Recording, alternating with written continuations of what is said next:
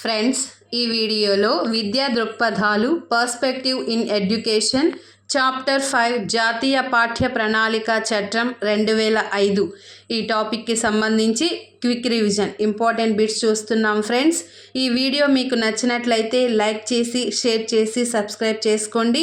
ఈ video DSC రాస్తున్న SGT SA language pundits అందరికీ కూడా ఉపయోగపడుతుంది. తెలంగాణ ఆంధ్రప్రదేశ్ ఇద్దరికీ కూడా ఈ బిట్స్ వర్తిస్తాయి. 1. ఎన్సిఎఫ్ 2005 ప్రకారం ప్రాథమిక తరగతులలో బోధనా పద్ధతులు ఏ విధంగా ఉండాలి?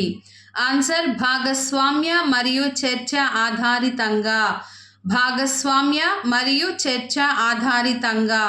2.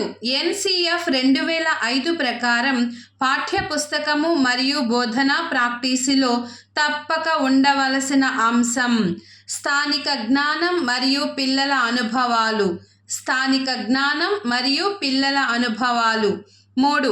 ఎన్సిఎఫ్ 2005 ప్రకారం సాంఘిక శాస్త్ర విషయ భాగము దేనిపై దృష్టి పెట్టవలసిన అవసరం ఉన్నది? ఆన్సర్: భావనపర అవగాహన. భావనపర అవగాహన. 4.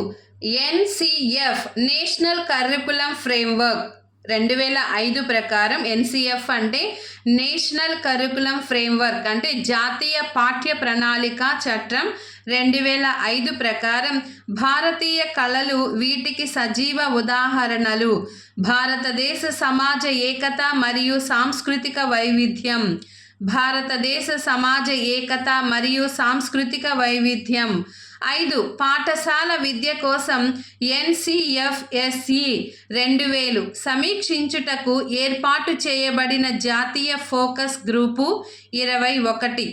పాఠశాల విద్య కోసం ఎన్సిఎఫ్ఎస్ఈ 2000 సమీక్షించుటకు ఏర్పాటు చేయబడిన జాతీయ ఫోకస్ గ్రూపు 21. 6. పాఠశాల విద్య కోసం జాతీయ విద్యా ప్రణాళిక చట్టం 2000ను సమీక్షించుటకు ఏర్పాటు చేయబడిన జాతీయ steering committee chairman professor Yashpal.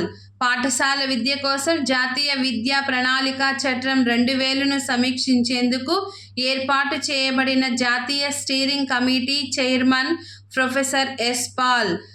7. NCF 2005లోని ఏ అధ్యాయం ఉపాధ్యాయ విద్యా ప్రణాళిక పునరుద్ధరణ గూర్చి చర్చించినది? వ్యవస్థాగత సంస్కరణలు. వ్యవస్థాగత సంస్కరణలు. 8. ఎన్సిఎఫ్ 2005 ప్రకారం పిల్లల్ని వారి బాల్యపు ఆనందం నుండి వేరు చేసి వారు పొందే నిత్య అనుభవాలకు పాఠశాలలో వారు పొందే జ్ఞానానికి మధ్య గల అనుసంధానాన్ని తొలగించేది యాంత్రికంగా పరీక్షించడం కొరకు అభ్యసనం. యాంత్రికంగా పరీక్షించడం కొరకు అభ్యసనం. 9. ఎన్సిఎఫ్ 2005 ప్రకారం క్రింది వాటిలో ఇది పాఠశాలల్లో విద్యార్థుల అభ్యసనకు మాధ్యమంగా ఉండాలి? ఇంటి భాష. 10. ఎన్సిఎఫ్ 2005లోని 4వ అధ్యాయం దేనిని గూర్చి చర్చించినది? పాఠశాల మరియు తరగతి గది వాతావరణం. పాఠశాల మరియు తరగతి గది వాతావరణం. 11. ఎన్సిఎఫ్ 2005కు చైర్పర్సన్గా వ్యవహరించిన ప్రొఫెసర్ యశ్పాల్ దీనికి ముందు ఈ కార్యాలయానికి చైర్మన్గా వ్యవహరించారు.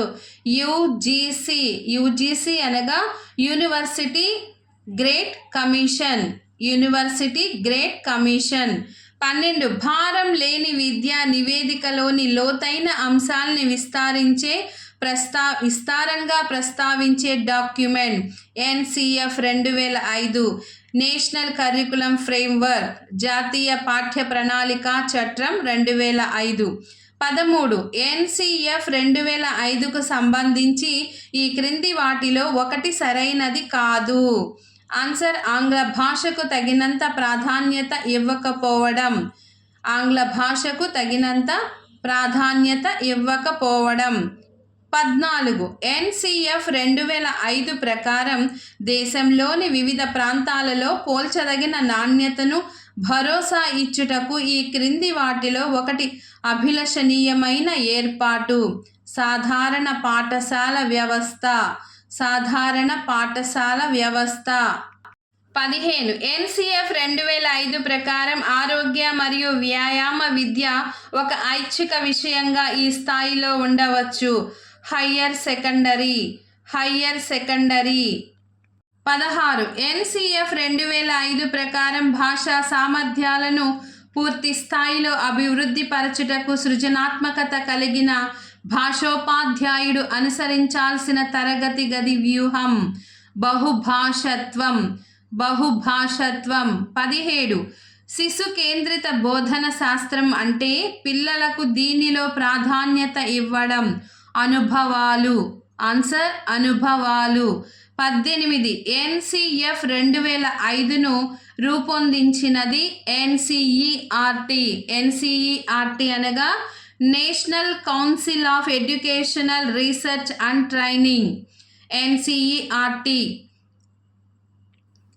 ఎన్సిఎఫ్ 2005ను రూపొందించినది NCERT, national council of educational research and training. 19 NCF 2005లో తెలిసిన బోధనాభ్యసన విధానానికి ఆధారం నిర్మాణాత్మక అభ్యసన నియమాలు. 20 క్రింది వానిలో ఒకదానిని ఎన్సిఎఫ్ 2005 నొక్కి చెబుతున్నది. ఆన్సర్ స్థానిక జ్ఞానానికి ప్రాధాన్యం ఉంటుంది. 21 ఎన్సిఎఫ్ 2005 మార్గదర్శక సూత్రాలలో లేనిది కంఠస్థ పద్ధతులను ప్రోత్సహించాలి. బైహార్టింగ్ సిస్టమ్ ఎన్సిఎఫ్ 2005 మార్గదర్శక సూత్రాలలో లేదు. 22 ఎన్సిఎఫ్ 2005 సూచించిన మూల్యాంకనం నిరంతర సమగ్ర మూల్యాంకనం. 23 ఎన్సిఎఫ్ 2005 నినాదం లెర్నింగ్ వితౌట్ బర్డెన్. 24 ఎన్సిఎఫ్ 2005 అధ్యాయం 2 పేరు అభ్యసనం జ్ఞానం. 25 పరీక్షల గురించి ఎన్సిఎఫ్ 2005 సంబంధం కానిది. విషయాధారిత పరీక్షలు ఉండాలి. 26 ఎన్సిఎఫ్ 2005 అధ్యాయం 3 దేని గురించి తెలియజేస్తుంది? పాఠ్యాంశాలు, పాఠశాల స్థాయి, మూల్యాంకనం. 27 ఎన్సిఎఫ్ 2005లో గల అధ్యాయాల సంఖ్య 5. 28 ఎన్సిఎఫ్ 2005 పాకశాస్త్రంను ఏ విధంగా మార్చాలని పేర్కొన్నది? రాజనీతి శాస్త్రం. ఎన్సిఎఫ్ 2005 పాకశాస్త్రంను ఏ విధంగా మార్చాలని పేర్కొన్నది? రాజనీతి శాస్త్రం. 29 ఎన్సిఎఫ్ 2005 ప్రకారం సరికానిది. పాఠ్య ప్రణాళిక ఆచరణలో వ్యక్తిగత అంశాలకు చోటు కల్పించాలి. 30 ఎన్సిఎఫ్ 2005 ఉపాధ్యాయ శిక్షణలో దేనిని ప్రవేశపెట్టమని పేర్కొన్నది? శాంతి విద్య. 31 ఎన్సిఎఫ్ 2020 ప్రకారం విద్యా ప్రణాళిక నిర్మాణం 5+3+3+4. ఎన్సిఎఫ్ 2020 ప్రకారం విద్యా ప్రణాళిక నిర్మాణం 5+3+3+4. 32 ఎన్సిఎఫ్ 2020 సామాజిక లేదా ఆర్థిక స్థితితో సంబంధం లేకుండా విద్యార్థులందరికీ అధిక నాణ్యత గల విద్యను ఈ సంవత్సరం నాటికి సాధించాలని లక్ష్యంగా పెట్టుకుంది. 2030. 33 పిల్లల మెదడులో ఎదుగుదల 85% పైగా 6 సంవత్సరాల వయస్సు కంటే ముందే ప్రారంభం అవుతుందని తెలియజేసిన నివేదిక ఎన్ఈపి 2020. పిల్లల మెదడులో ఎదుగుదల 85% పైగా 6 సంవత్సరాల వయస్సు కంటే ముందే ప్రారంభం అవుతుందని తెలియజేసిన నివేదిక ఎన్ఈపి 2020. 34 ఎన్ఈపి 2020ను కేంద్ర క్యాబినెట్ ఆమోదించిన తేదీ 2020 జూలై 29. ఎన్ఈపి 2020ను కేంద్ర క్యాబినెట్ ఆమోదించిన తేదీ 2020 జూలై 29. 35 NEP 2020 ఏ సంవత్సరం నాటికి ప్రీ స్కూల్ నుండి సెకండరీ స్థాయి వరకు 100% స్థూల నమోదు నిష్పత్తి లక్ష్యంగా పెట్టుకుంది. 2030. 36 NEP 2020 ప్రకారం నిరంతర వృత్తిపర అభివృద్ధి కొరకు సంవత్సరానికి కేటాయించవలసిన గంటలు 50 గంటలు. 37 NEP 2020 committee chairperson doctor K Kasturi Rangan. 38 NEP 2020 ఏ సంవత్సరం నాటికి ఉన్నత విద్యలో స్థూల నమోదు నిష్పత్తిని 50%కి చేర్చాలి. 2035. 39 NEP 2020 ఏ సంవత్సరం నాటికి అన్ని ఉన్నత విద్యా సంస్థలు బహుళ శాస్త్ర విషయ విద్యా శిక్షణ సంస్థలుగా రూపొందాలనే లక్ష్యాన్ని పెట్టుకోవాలి. 2040.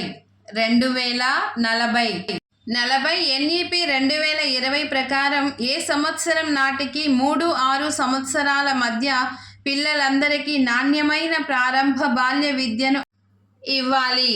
2025.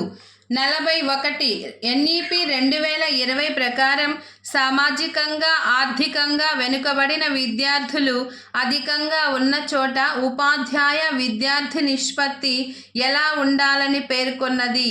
1:25. 1:25. 42 NEP 2020 ప్రకారం బాలలు అంటే 3 నుంచి 18 సంవత్సరాల లోపు వయసు గల పిల్లలందరూ కూడా బాలలే. NEP 2020 ప్రకారం బాలలంటే 3 సంవత్సరాల వయసు నుంచి 18 సంవత్సరాల వయసు వరకు ఉన్న పిల్లల్ని బాలలు అంటారు. 43 CPD అంటే కంటిన్యూస్ ప్రొఫెషనల్ డెవలప్మెంట్. 44 NEP 2020 ప్రకారం ఏ సంవత్సరం నాటికి సంపూర్ణ అక్షరాస్యత సాధించాలి. 2030 సంవత్సరం నాటికి సంపూర్ణ అక్షరాస్యత సాధించాలి. 45 NEP 2020 విధాన పత్రంలోని 1వ భాగం దేనిని గూర్చి తెలియజేస్తుంది? పాఠశాల విద్య. 46 NEP 2020 ప్రకారం అందరికీ నాణ్యమైన ECCE విద్యను అందించి 2030 నాటికి పిల్లలందరూ పాఠశాలలో 1వ తరగతిలో చేరేలా చూడాలి. ఏ సంవత్సరం నాటికి అంటే 2030 సంవత్సరం నాటికి. 47 NEP 2020 ప్రకారం పాఠశాల విద్య అనేది పూర్వ ప్రాథమిక స్థాయి నుండి 12వ తరగతి వరకు. పూర్వ ప్రాథమిక స్థాయి నుండి 12వ తరగతి వరకు పాఠశాల విద్య ఎవరి ప్రకారం అంటే NEP 2020 ప్రకారం. 48 NEP 2020 ప్రకారం 5+3+3+4లో 4 ఈ స్థాయికి చెందినది. సెకండరీ స్థాయి. 49 NEP 2020 ప్రకారం విద్యా ప్రణాళిక నిర్మాణంలో 4వ స్థాయి ఈ వయస్సు వారికి ఉద్దేశించబడినది. 5+3+3+4లో 4వ స్థాయి ఈ వయస్సు వారికి ఉద్దేశించబడినది 14 నుంచి 18 సంవత్సరాల పిల్లలు. 14 నుంచి 18 సంవత్సరాల వయస్సు గల పిల్లలు. 50 NEP 2020 ప్రకారం చదువు ప్రారంభమయ్యే వయస్సు 3 సంవత్సరాలు. NEP 2020 ప్రకారం చదువు ప్రారంభమయ్యే వయస్సు 3 సంవత్సరాలు. ఫ్రెండ్స్, ఇవి విద్యా దృక్పథాల్లో 5th చాప్టర్ జాతీయ పాఠ్య ప్రణాళిక చట్టం 2005లో పార్ట్ 1 ఇంపార్టెంట్ బిట్స్. ఫ్రెండ్స్, మళ్ళీ నెక్స్ట్ వీడియోలో పార్ట్ 2 ఇంపార్టెంట్ బిట్స్ చేస్తాను ఫ్రెండ్స్. అవి నేను ప్రిపేర్ చేసి మీకు చెప్పడం జరుగుతుంది. కాబట్టి ఫ్రెండ్స్, నా వీడియోస్ మీకు నచ్చినట్లయితే లైక్ చేసి షేర్ చేసి సబ్స్క్రైబ్ చేసుకోండి. ధన్యవాదాలు.